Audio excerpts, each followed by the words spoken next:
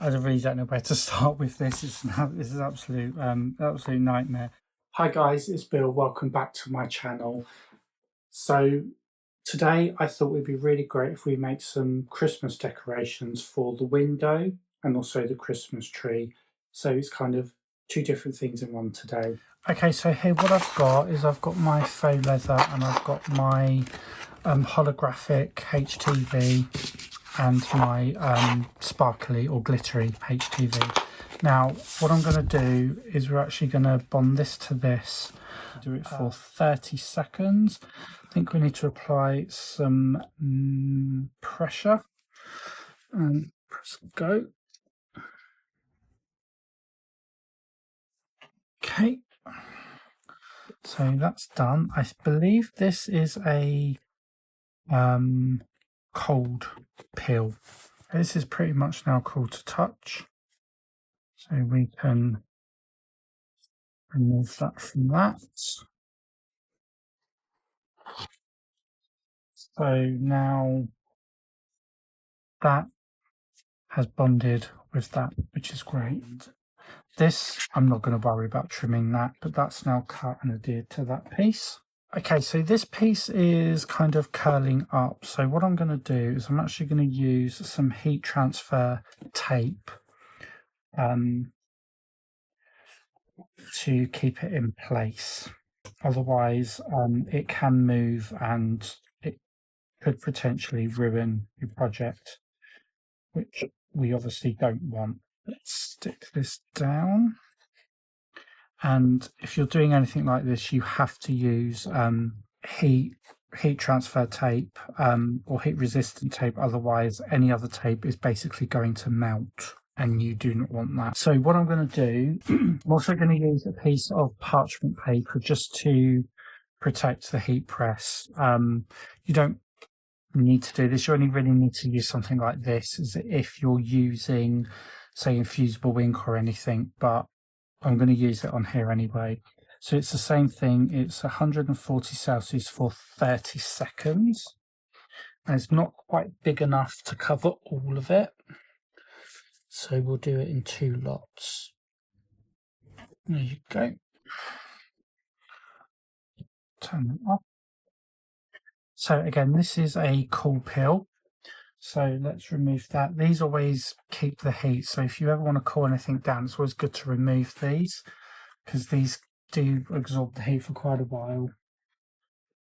Okay, so this is now pretty much cool to the touch. So let's remove the tape. And what we'll do is we will just trim this down as well whilst it's still just in the final parts of cooling down. So this is now cooled down. So we'll just take the corner and we'll just pull back.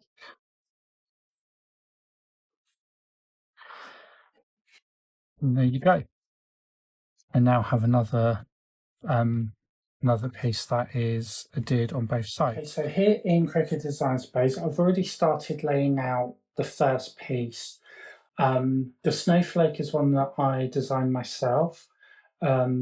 I will obviously leave the link in the description for Cricut Design Space for it, but also as well, you can just pick another one off of Cricut Design Space if you want to.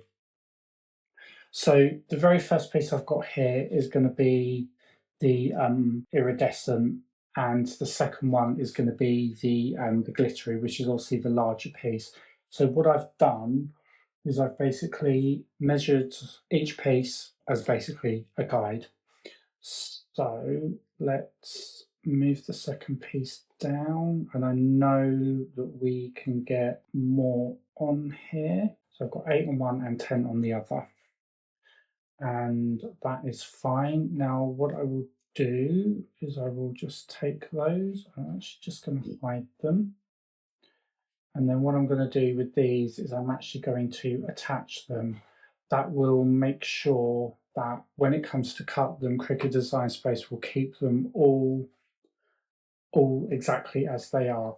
And the other one that I'm going to hide is the larger snowflake, which is going to be the window cling, which I'll show you in a second. So these are all laid out. Right, guys, it's Editing Bill from the future here. Now the next clip that's coming up is don't know really how to say this, is wrong. It's not wrong, but what I ended up doing was I showed the 10 stars on this stuff on screen being cut first, when actually it was this stuff that I cut first. It doesn't really matter, but you know, it just kind of aggravated me when I was editing it, and I couldn't find a way of editing it to make it look like I did it in the right order. Not that anyone really cares about this, but sometimes when you're filming things, you film something on screen but then cut it out slightly different. It's just one of those things, and I just wanted to say. So there you go. I'm just going to change the colour, and I'm going to hit make it.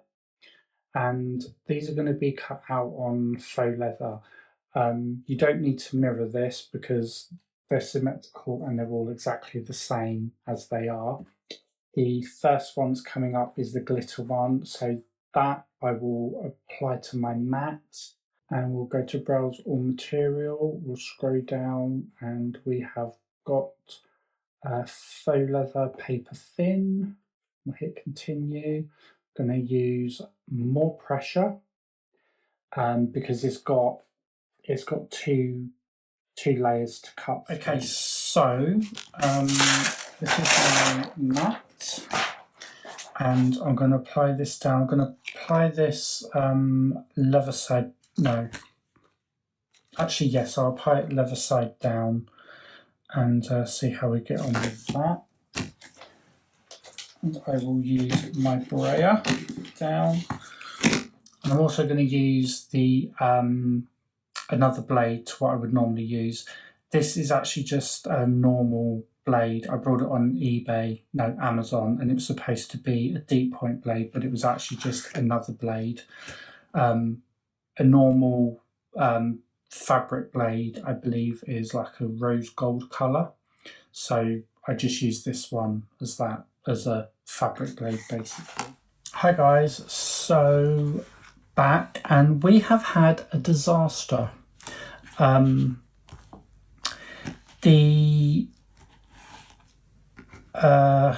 really don't know where to start with this. This is absolute nightmare. So basically what's happened is, when I put this down on my mat, what I should have done is I should have used masking tape to hold it down, and maybe I should have put it down this way. We have got a couple of these that we could potentially save, but this is a really good point to make, actually, is that, you know, these are really, really small, and they are very, very delicate. So anything like this, it's really good to do a test cut. And I'm going to be honest with you, I don't do test cuts. Not always anyway. And this is basically something that I made last year, and I only had a really small piece of material. So it's just basically a recreation of that. So this, I'm going to braid this down, and then of course what I will do is I will stick this down with masking tape, which I've just run out of, so let me just go and grab some more. Okay, so I've got some more masking tape. It's a different colour, but I mean, it doesn't really matter, does it?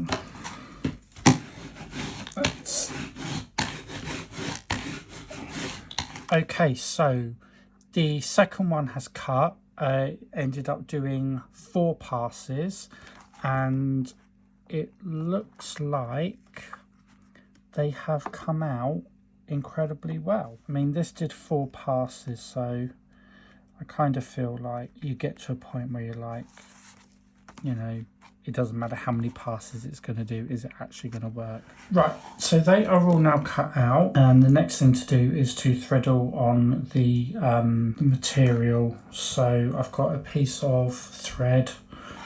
I'm just going to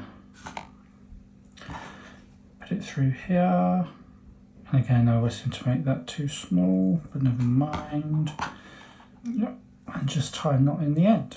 So now I've got 10 of these to do. So let's lay this down. Now I'm obviously going to use my brayer. So we'll do all sides. As you can see there, it's already coming up. Well, first of all, this didn't cut on the window cling setting.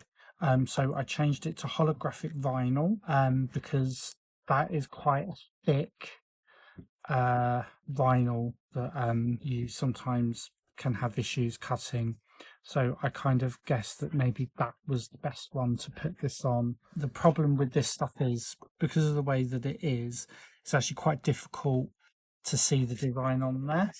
I don't know how well you can see that on camera, but you can actually see that it's definitely cut. It has cut, I can confirm. But when you pull it off, it wants to stick to the back end. But they do cut. I just don't have anything really here to show you that very well, unfortunately. But 3 passes on holographic vinyl, and it does cut. Don't use window cling because it doesn't work. So that's been a bit of an odd video altogether. But just cut myself. So yeah, that's been a bit of an odd video altogether, but please do make sure you like, share and subscribe, and I will see you in the next one.